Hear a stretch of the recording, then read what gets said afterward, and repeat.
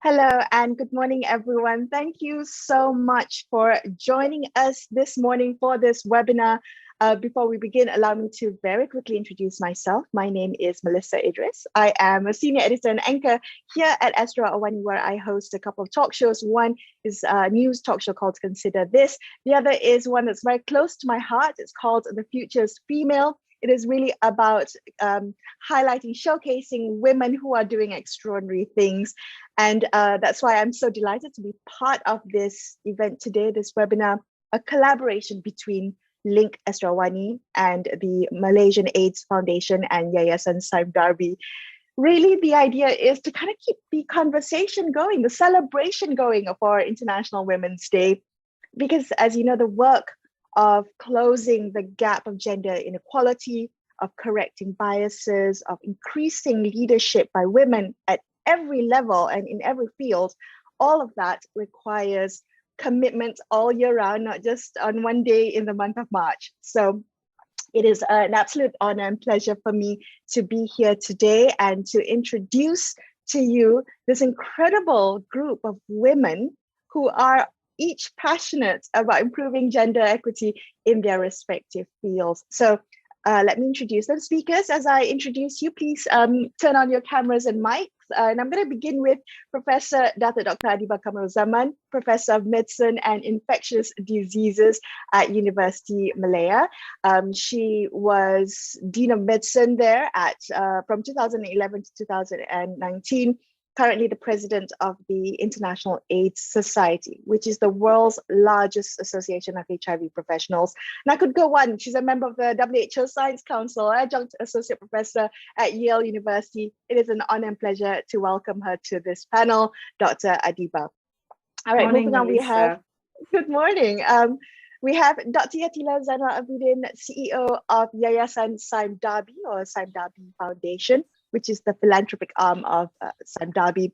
And she's been in this role for more than 12 years, really kind of doing the long-term work with the foundation's partners to help achieve zero poverty, zero hunger, zero AIDS, zero discrimination against women and girls.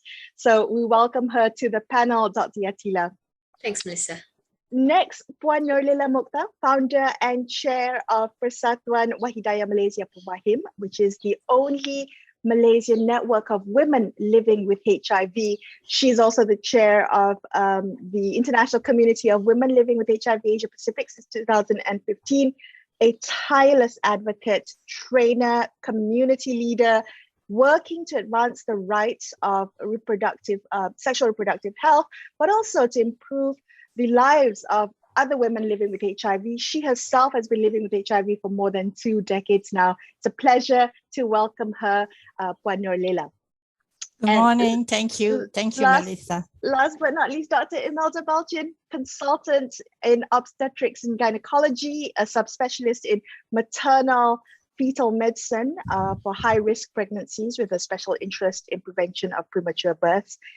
Dr. Imelda is essentially now a household name, thanks to her dedication in advocating for women's health on social media, and also her TV show, Tanya Dr. Imelda. In 2018, she was awarded Best Health Advocate on Social Media by the Ministry of Health.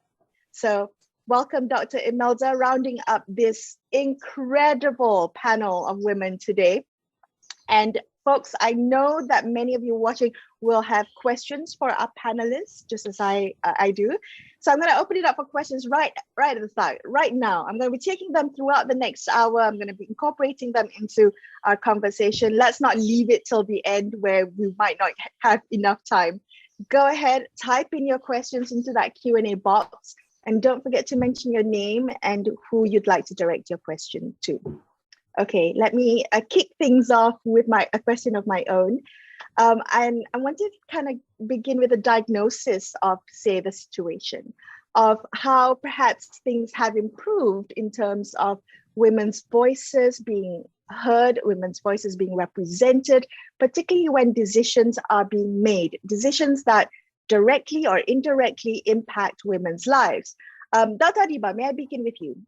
In the realm of public health, and not just in your work dealing with the HIV epidemic, but also in your involvement in the various COVID-19 task force that you are on. How often do you find yourself the only woman at the table? Okay, let me start with the HIV/AIDS. My experience with HIV/AIDS first, since this was constructed in that manner. I have to say the HIV/AIDS movement, particularly the International AIDS Society, we are very, very conscious of being diverse.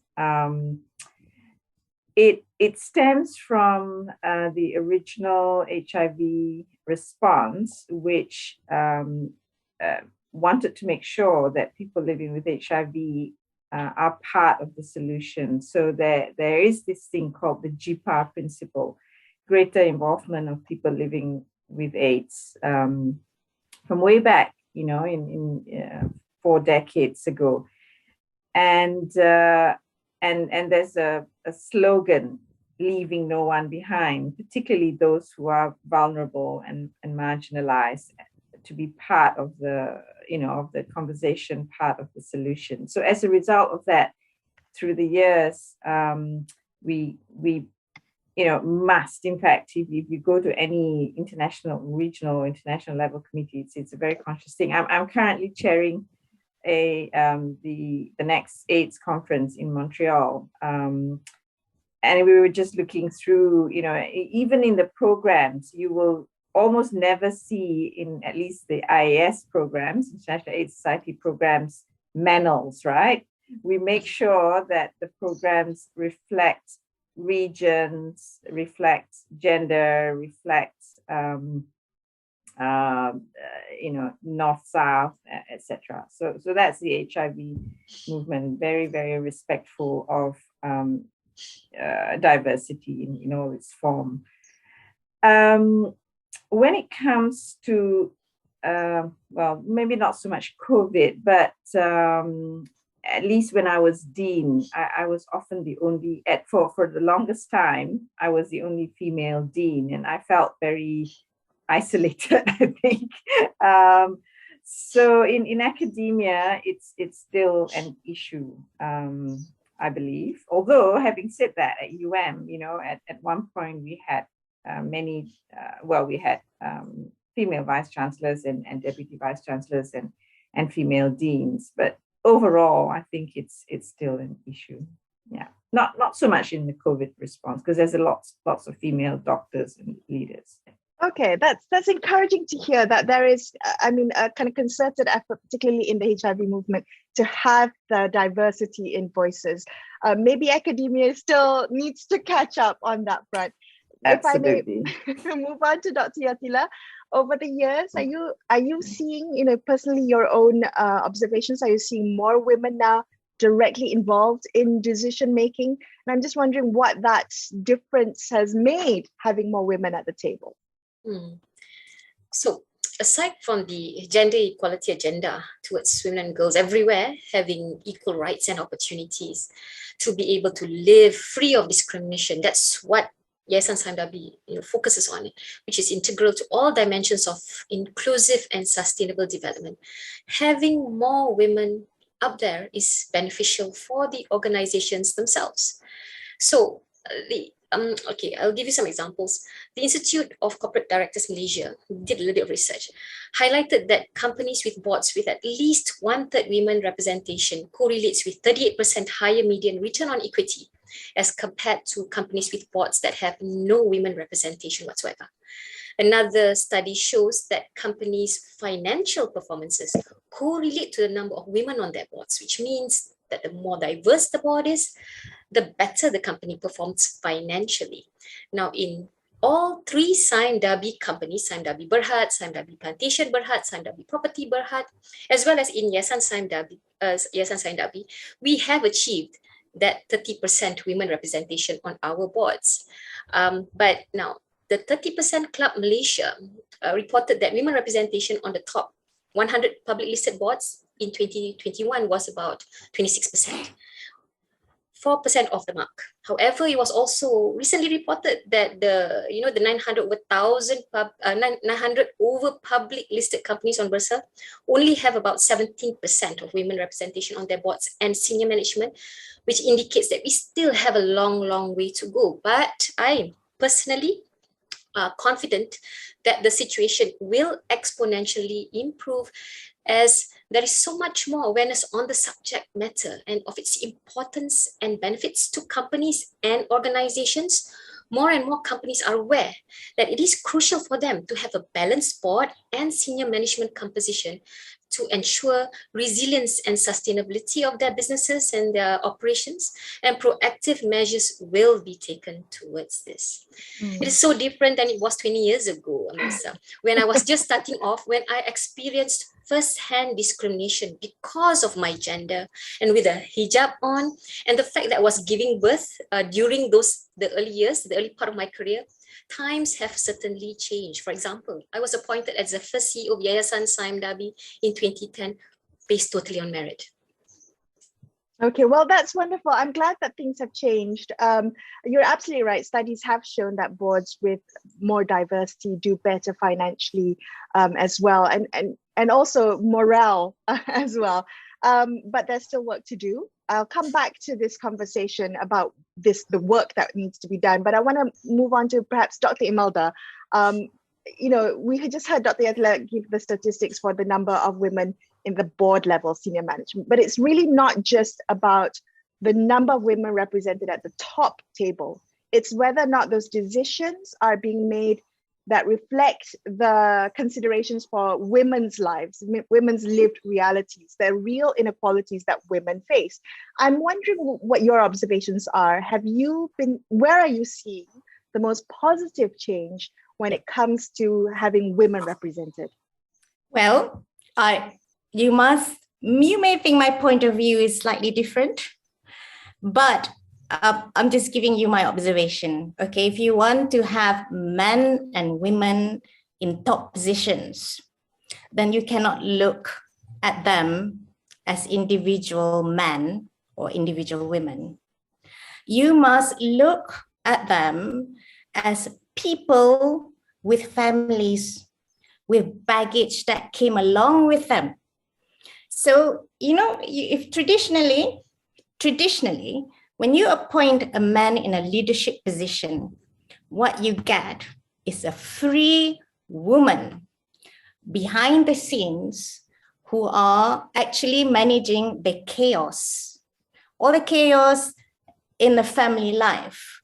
So you must, think about it that the organizations are not actually paying the woman. They're getting free manpower. They're actually getting free manpower to be a PA for the man without being paid so that he could focus on a job.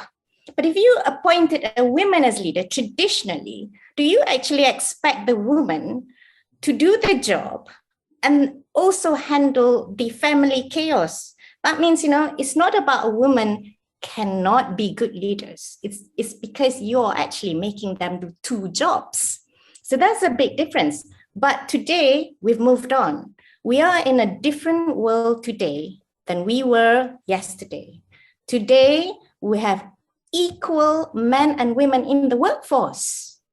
So you are going to find that if you appointed a man in a leadership role, he is more likely to have a career-driven wife, right? So, he is not going to be able to perform as we did traditionally when you appointed a man in a leadership role years ago. This time around, things have changed. Men are also expected to be there for their children. Men they want that role to be more hands-on with their children, and they want their paternity leave. And, things have changed. What men want are also different. We got to think about it in different ways, in that organizations must appoint people with families as top leadership positions, and they must be able to provide with the needs of people with families as leaders. So the positive change that has happened now is that COVID has happened. So we are more decentralized. So what has happened is that more women will be able to take on this role in a leadership position, because we have learned that people can work from home, people can work from anywhere. Professor Dato Adiba is actually not in Malaysia at the moment, but she's with us. She's with us with a webinar, inspiring women that we can do this. And so we can do this. There is no need anymore to make people travel to work for long hours to do the jobs if you could do the job from home. And that can help change organizations in allowing more women to take on the role as leadership and think about provisions for family. Because equally, men need to be family men. This world is very different, and that is why we need to have more women in a leadership role with men.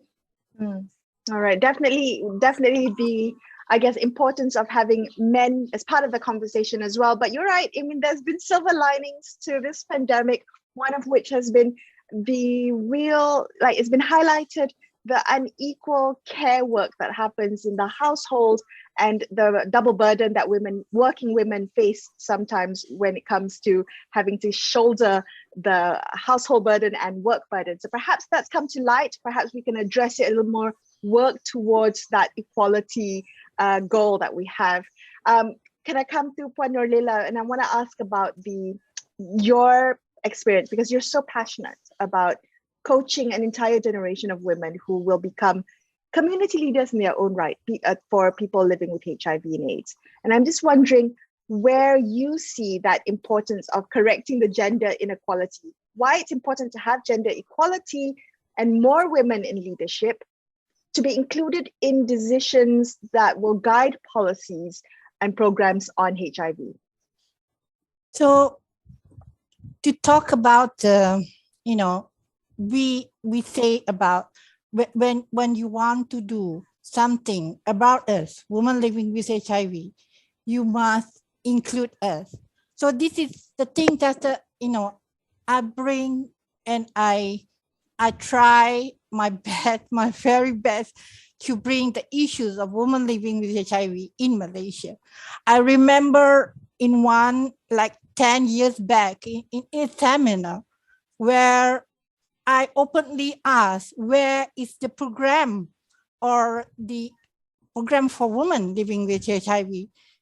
But the answer, the panelists answer, the percentage of women is only this amount. So I was so, I'm so very, rasa sangat marah masa tu, because are you waiting for the woman to be infected by HIV 50%? So only you will do something about it. So this is the issues that bring me to go to leave my work at Felda. I was working with Felda before now, and I work with MEC. During I work with Malaysian councils, I bring all the issues of women into MEC, not just using the women for funding, but making sure funding are for women, especially in empowering them to be leaders, as I have been trained as leaders.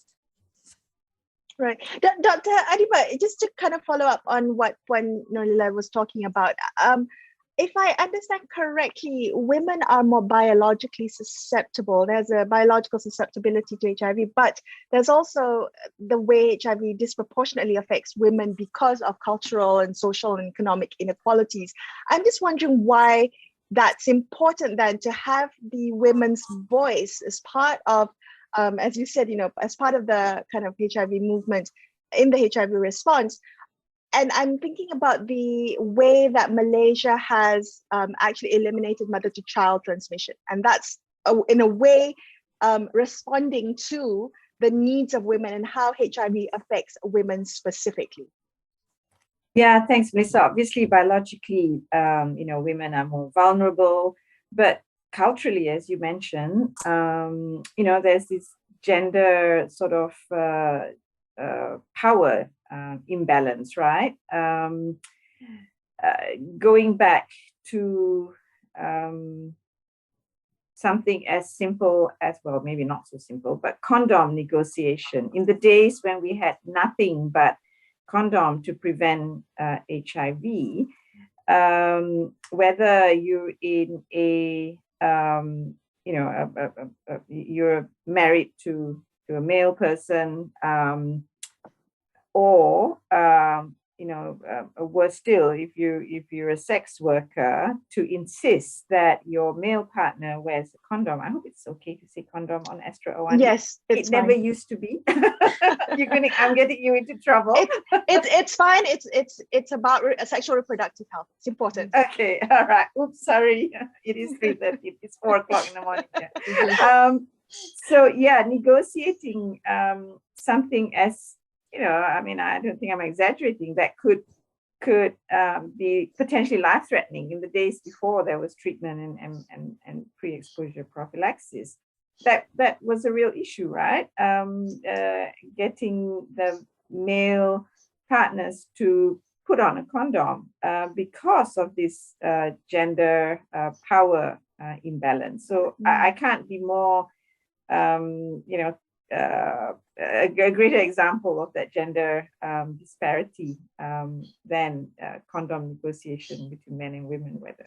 Understood. And it really is, I think you're right about the power imbalance, but also by I guess education, awareness of sexual reproductive rights and consent and all the rights that come with women. That also, I think, helps the conversation.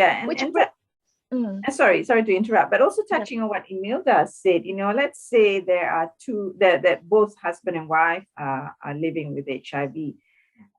More often than not, and perhaps this is not just in Malaysia, but particularly in countries where that gender disparity is stronger, then often the men come forward for treatment and the women may not, because the stigma and discrimination on women tend to be even greater than that of men. So coming forward for prevention, coming forward for treatment can be also a big issue. But Nolila, do you agree that the stigma is more for women than compared to men? Yes, I will much agree upon it, because when there is a one, I just give an example, premarital testing for Muslim couples. If you are a woman living with HIV, or you've been diagnosed while you going through that premarital testing, then the man will not marry you. But if you are a man, being diagnosed there, or, be known HIV status while before the marriage, in the premarital testing, usually the woman say yes to the marriage. And it is, the woman, bear more on the issues of, if to say men and women in terms of being stigmatized, and the power of, especially as what Dr. Adiba say, in terms of treatment, how men are more, going forward for treatment, and then we are left behind. We don't have the voice to speak on. That is why we need more people, women coming out and be empowered. They should know their rights to get their treatment, even though you are a wife. Okay, wonderful. I guess that really shows the importance of the need for gender equality and women's leadership in the HIV response. I'm going to take a few questions now because they're coming in hard and fast. So let's address the question from Milad from Malay Mail. And the first question is to do with the aim to have 30% women in leadership in Malaysia goes back at least 2 decades, yet we're still aiming to achieve the same goal. And if that's excuse me, sorry, let me just say that. Okay, so what causes the delay and what are the factors from the social acceptance point of view? And let's have a quick discussion. Maybe Dr. Yatila, maybe you can address this. I mean, I'm going to combine Milad's question with another question, with the same, another question. Means if that is the case, then why only aim for 30% and not 50% of women in leadership? Dr. Yatila, would you like to address? Okay, now I'd like to come back to what Malaysia is doing right now. The government, what they are doing right now is they're on the right path with the requirement for all listed companies to have at least one board member, right, by January 2023. And senior management. But I think that you will agree with me that the requirement should be increased to 1/3 of the women board representation. And you're talking about 50%, yeah? Now, I'd like to give you an extreme example. In Norway, in 2003, the Norwegian government passed a law that requires companies to have at least 40%, yeah, of their board members to be women. Now, since 2006, Norway implemented dramatic regulatory measures for non-compliance. And after an initial grace period of 2 years for existing companies, a failure to achieve 40% quota would lead to the company being delisted. Yeah. Of course, there was great initial backlash, as you can imagine, but now the quota law has largely become a non-issue in Norway. So what I feel is that we're just concerned of ruffling feathers, and we're just concerned about taking that big step. But I feel personally that this big step needs to be taken and feathers need to be ruffled before things can happen. But then again, we have to be careful. We must be careful that this will not result in tokenism with all these requirements, etc., 50%, you know.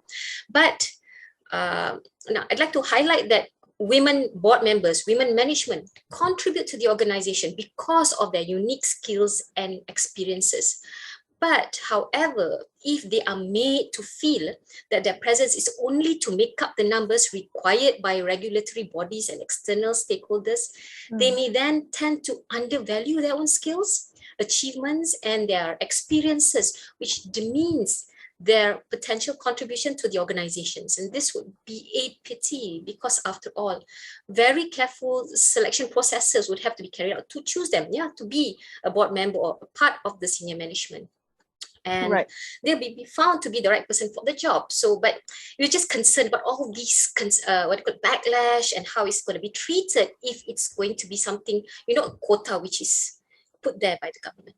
I agree with Dr. Yatila, but I also want to just share with you some of my own personal observations. Is that one thing that will help us get to our goal is to have men to support us. We don't want to accuse men as being sexist because that will put them in a defensive mode. And when men are in the defensive mode, that doesn't help women rise. And we want men to be able to work with women. And if we put women in leadership roles, then they must be able to work with men. And so let me give you an example. When I was a junior doctor, I was performing very well in laparoscopic surgery. That's minimal access surgery, using small tiny pots, using just just as big as an eyebrow liner, which is smaller than a pencil, inserted into 3 points in an abdomen to perform surgery to remove structures, unwanted structures like a fibroid or a cyst or even cancer from the abdomen without making a big abdominal incision. And we watch the camera through the ports and we're able to perform that surgery. Now that's a male-dominated field because in the past, majority of surgeons were doctors. But institutions are not there yet to help our women develop our skills. I was very good at it. I was so good at it that senior doctors who were mailbox bosses really actually appointed me to lead a minimal access surgery list on my own because I could do the job. Now, the problem was the instruments were designed for big hands.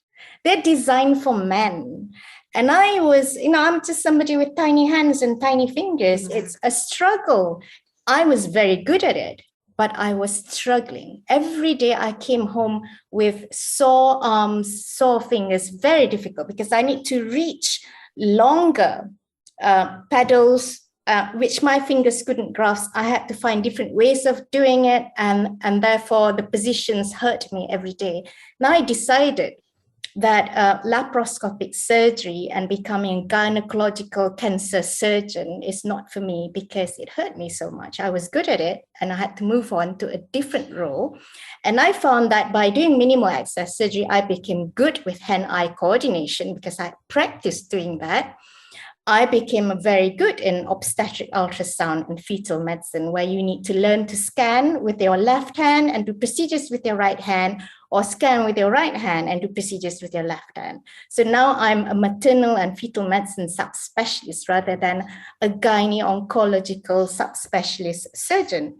Right. Because the institution is really not there yet. The men around me are very supportive. The men around me are not sexist, but the institution has not caught up with provision of what would help women rise. It's being the opportunity to do the job means you got to get the instruments that will fit women's hands. And so it's almost so pragmatic, the solution, right? You got instruments that actually fit for that, change the workplace to actually fit women as opposed to excluding them. Okay, that's a wonderful story. Yeah. My whole point is that men do support women, because the fact that you're a leader means you want to encourage people to do the job well, regardless of gender, regardless of age. If you are a true leader, then you are not gender biased. And we find that there are many men leaders out there who do support women, but the institution has not caught up. So we got to get the institutions to catch up first to make the work environment suitable for women. Okay, so the question is, how do we get institutions to change if there aren't enough women leading those institutions? And okay, so exactly. it is quite a cycle. It's quite a cycle that we need to break here. And I'm going to take a few questions and comments that have come up. And maybe let me get Dr. Adiba to address them, because some of the theme that I'm seeing in terms of comments has to do with the quota of this 30% representation, also the idea of tokenism. And sometimes, more often than not, whenever I'm talking about the topic of merit and quotas and tokenism, there often seems to be this framing of attaching women to powerful men. Oh, she got the job because of her father, because of her connections, of family connections, because of her husband. I find that seems to almost always frame the conversation when it comes to women in leadership positions. But let's talk about that and work through this idea of tokenism. Dr. Adiba, how can we ensure that women are ready and equipped and are, when they find themselves given the opportunity to be in a leadership position, that they are there and they deserve it and that they can do it? There is a process to ensuring that women are ready for the role. So, Melissa, before I answer you directly on the readiness, on how to make sure that's ready, I think, one of the biggest problems in Malaysia is the lack of child and elderly care, actually, that sort of prohibits many women from going forward. As you know, in many medical schools in Malaysia, the balance can tip into more girls, more women joining medical school. But as they progress, fewer enter into sort of specialty training and leadership. And part of that problem is, the need to go for postgraduate training also coincides with the time when your biological clock is running out. And I see my younger doctors struggling, trying to balance childcare and elderly care, studying for exams, being on call, and all of that. So I think if we forget about having women on boards, but even to advance in a career when they're at their most, going back to Imelda as an obstetrician, she'll know this, when they, desperately need to start a family and nurture that family, etc. So there's this collision at the time, just when many of us are advancing in our careers. So having that support, whether it's spousal support, parental support, in-law support, and of course governmental support in providing childcare, affordable childcare is crucial before you even talk about women at board level. And at board level, I find it insulting that, why are we saying that only women are on boards because of who they are, because, they're so-and-so's daughter or so-and-so's wife. It equally happens to men, right? In fact, probably more, because you went to the same school, because you played golf together. So I find that rather insulting. But at the same time, like what Dr. Yatela said, it should be on merit, both for men and for women. Yes, because of that big imbalance now, we need to have some kind of quota, but over and above, it should be about merit. Can I get one of the panelists to comment then? If it means making sure that women are in leadership positions on merit, it also means grooming or preparing them for the role. Often opportunities like that tend to fall on the wayside through a myriad of factors. Dr. Adiba mentioned childcare and parental care. All the care burden at home is a factor, but also there is also a bias factor in the workplace. There is a human tendency to gravitate to people who are like yourself, if you are a powerful man, to sponsor and advocate for other men when leadership opportunity arises or leadership building opportunity arises. So what happens is that there are many capable women at the middle management level that perhaps do not get the opportunity to rise up the ranks. Let's perhaps get Dr. Yatela to weigh in. What do you think about this kind of stuck in the middle band? There should be accountability on organizations so that everyone are given equal opportunities in the workplace or in the organizations, everyone, everywhere. And in order for us to go towards that goal in throughout the whole organization, women working in male-dominated industries require these kinds of support, which is institutionalized not only with the men but with the women within, and flexibility that promotes an inclusive working environment. Dr. Imelda mentioned about work from home arrangements, and Prof. Adiba mentioned about daycare centers and then having them at workplaces, lactation rooms for nursing mothers. When I was during that session, there weren't any. Only after I finished, my kids were besar, then only lactation rooms appeared.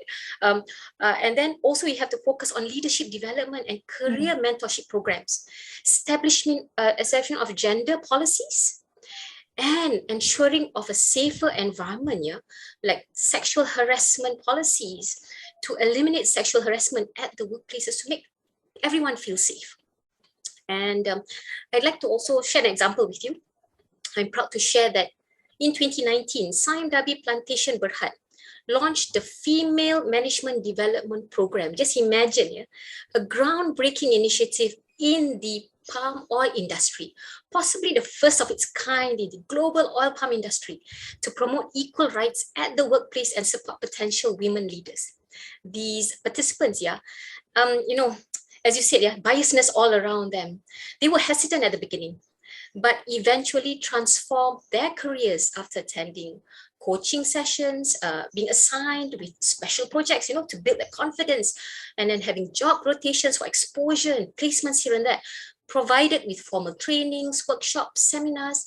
Today, I'm very proud to see the career growth of 38 female estate and male assistants and managers nationwide. You just imagine that in such a strong dominated industry for men. And I'd like to touch about how funny it is that female students make up more than half of universities enrollment in Malaysia, but females are absent from many leadership and decision-making positions. Is one of the reasons because we do not have enough women participating in STEM, science, technology, engineering, mathematics. We believe that capacity building opportunities is key to increasing women's participation in STEM.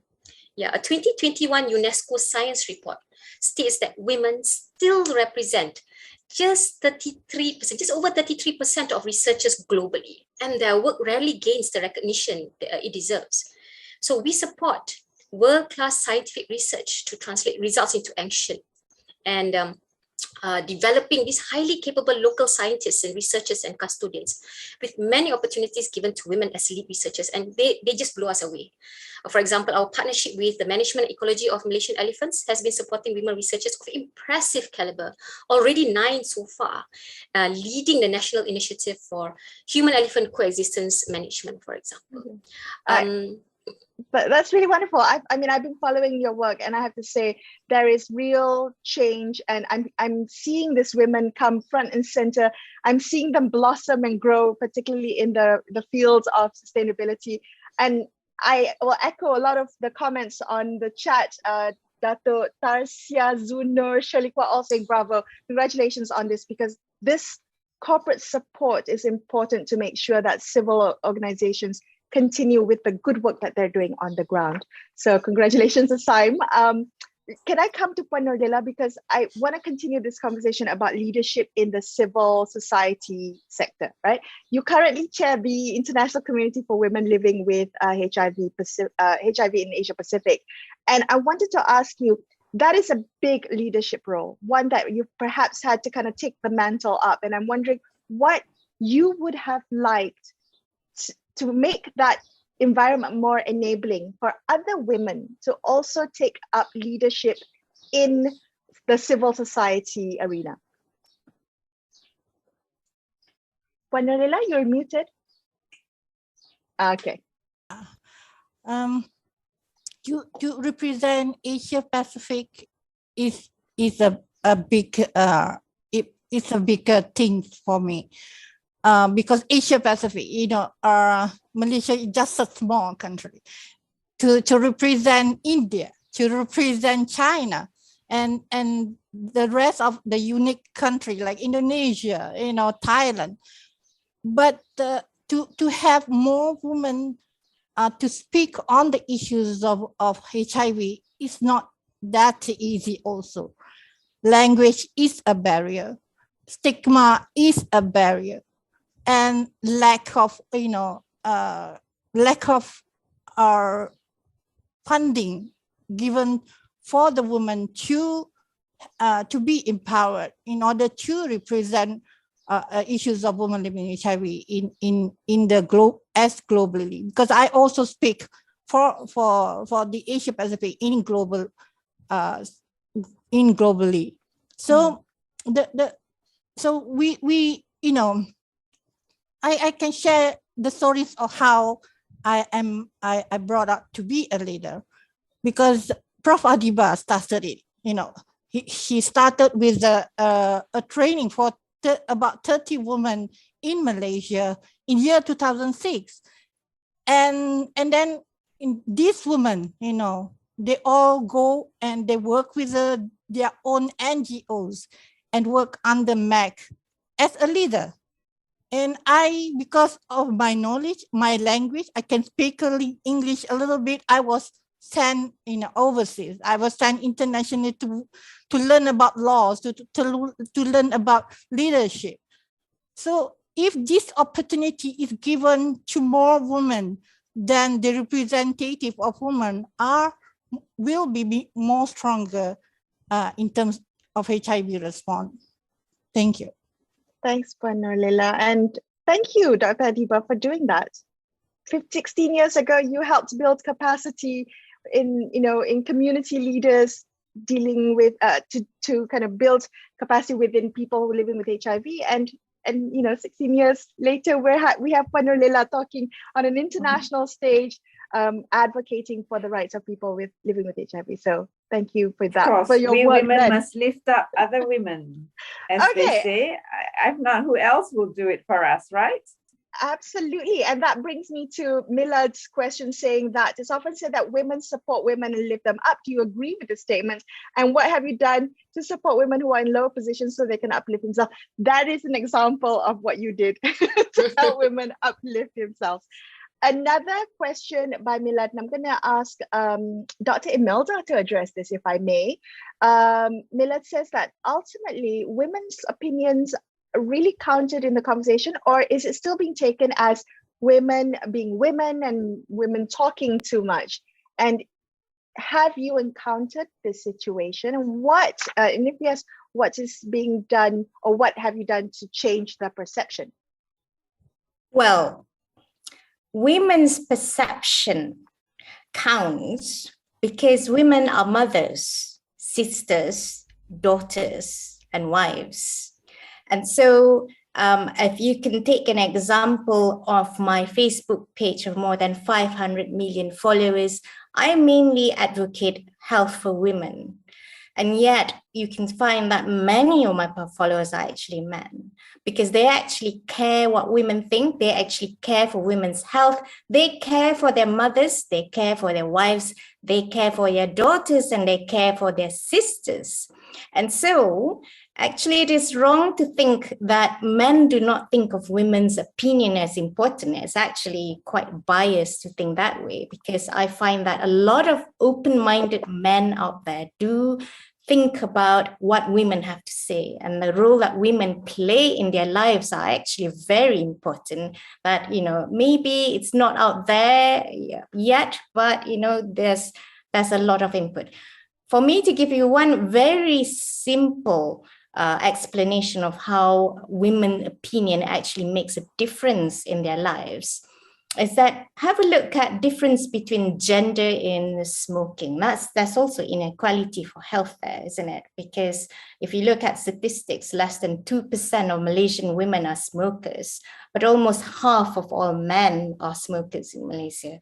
So that statistics tells us there's a gender difference in how people respond to daily stresses in their lives. So men who smoke are telling us they need to smoke to relax. What does that mean to say that women don't need to relax? So what women do to relax is they have a very close network. Women have close network of women who listen to each other, and their opinions count because they have people to engage with them and listen to them. And that's how women relax. So putting it this way, women are much better in adjusting and coping with stresses when they are surrounded by other women to lift them up. And that's why we need to put influencers, we need to put leaders, women in a leadership role in the network of women.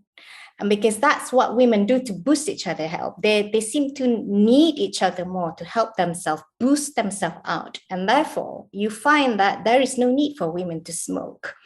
We are trying very hard to help men out of smoking. We're trying to find other ways to help men relax. But women are doing it naturally. So there must be something else that men can also learn from women. So, put women out there as a leader.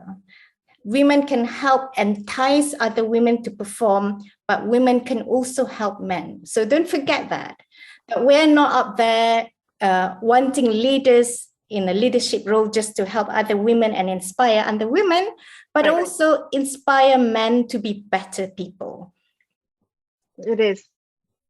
Yes, well said, because really gender equality affects both men and women. It is really about breaking those privileges and the unevenness. And Alicia is saying in a comment saying that there needs to be a new narrative in which women in leadership are synergistic. Women and men are in a synergistic leadership in which showcase an inclusive society with women in community, women in family, and women in society. Precisely what you were saying, Dr. Imelda. I appreciate that. Okay, let me come very quickly to a question, or to follow up a question about the imbalances in academia. Early in our conversation, Dr. Adiba, you mentioned that perhaps women in leadership positions within the realm of academia have, there's some correcting that needs to be done with that imbalance. And I want to ask you about that, because there are a lot of women in academia, there are a lot of women in as students, as graduates, but how do we then make sure that women are also part of leadership and decision-making positions at every level of academia? Yeah, so Melissa, I think the one thing is that we touched on earlier, women need to lift other women. And one way of doing that, as Dr. Yatela has shown this great program at Sime Darby, is we do need to kind of be conscious about it, provide training, provide practical support. I'm you know, like the childcare I mentioned. But then we women ourselves also need to put ourselves forward. Maybe I'm being a bit stereotypical, but I think we women are less likely to use that phrase, lean in and offer ourselves about, especially in you know, Asian culture, tak nak tunjuk, you know, tak nak menonjol diri, you know, tak nak, you know, we kind of, we're very more self-effacing than men, I think. And so if there's a man and a woman in a room, you know, and we're less likely to say, okay, let me do it, you know, let me become the lead here, I think. So we women ourselves need to believe in that we can be who we want to be, and put ourselves forward. Right, definitely. I do want to take this opportunity to just read a couple of comments, which I think is so interesting. I think it's hit a nerve to everyone here, the topic of childcare and the need for childcare to have some kind of universal childcare to help women progress. Oi Eileen says that I've been in early childhood education and care in Malaysia for almost 20 years. The cost of providing reliable, trustworthy, and developmentally appropriate childcare is very high. To date, there is no real plan or effort to make childcare universally available and affordable for every woman who needs it, regardless of that woman's situation. Also, a comment by Muja Nasser saying that that my sister had to forego her dream to build a career that commensurates with her degree, decided to stay on as a clerk mainly because of childcare issues. Childcare is expensive. Paling murah is 400 ringgit to 500 ringgit per child. Rather than send 3 or 4 children per family, they end up making the decision to quit the jobs and have a small family of 1 or 2 children. So this seems to be a fundamental issue to address, the issue of childcare. Perhaps, even though we're talking about it, perhaps we neglect to understand just how much it presents as a consideration for women when thinking about career advancements, particularly in taking up leadership positions. Would any one of the panelists be interested to weigh in on the issue of childcare? You know, Melissa, let me say this. You know, a lot of people ask me, how do I do it? How do I juggle, you know, this career wearing many different hats? And the only reason I've been able to do it is because I have had, you know, family support, and alhamdulillah, we're able to afford childcare. And you know, when I look around me, there is no way I would have been able to do all that I do without that. So, you know, if the government is really serious about this, that is, like you said, the fundamental thing that needs to be provided. And because now we've got that double burden, not just childcare, we also have to look after our elderly parents. So a concerted effort, as you said. Yeah, needs more attention. I think we need to talk about this way more and make the voices louder, and so that people will hear it. Okay, so we've got about 5 minutes left, and I want to make sure that I leave a little bit of time at the end of our conversation just for each of you to give your takeaway message. The reason being is that the topic of today was about the action plan, what we can do to make sure that there are more women in leadership positions. I know there is a number attached, this 30% target, which is aspirational and wonderful, but it's really not just about corporations and boards. It's about every field, from healthcare, public health, civil society, academia, and at every level. Not just at the board level, but every level there needs to be representation of women's voices in decision making. So to get us there needs to be practical steps. There needs to be women leaders like yourself who shout about what it is that other women need. So maybe in the last the last couple of minutes that we have left, I can go round robin, get each of you to say what it is that you want our delegates today to take away with them, to work on, to implement in their lives and in their workplaces to help achieve this goal. I'm going to go to Dr. Yatila first. May I get you to give your takeaway message? Institutionalized support is so important. That's ultimately it. It's the government, it's the organizations, it's laws and enforcement of those laws, and us accepting it as we go along, because that's the right way to go. And it's not only about, as you said, companies, so every organization, every field, science, sports, for example, look into those fields of male-dominated sports, cricket, rugby, football, that we need to focus on women development in those fields as well. And so it's institutionalized support. From the top to the bottom, every one of us have to work together towards the goal. Okay, there you go. Dr. Imelda, can I very quickly get you to weigh in on your takeaway message? What would you like people to walk away with in terms of working on women's leadership today? Well, I touched on it earlier, that what we want is people to change their mindset. Do not take individuals as men or women. See them as people with families. So there must be provision for each individual worker to raise their potentials to the top level by seeing them as part of a family, and that they do not have to,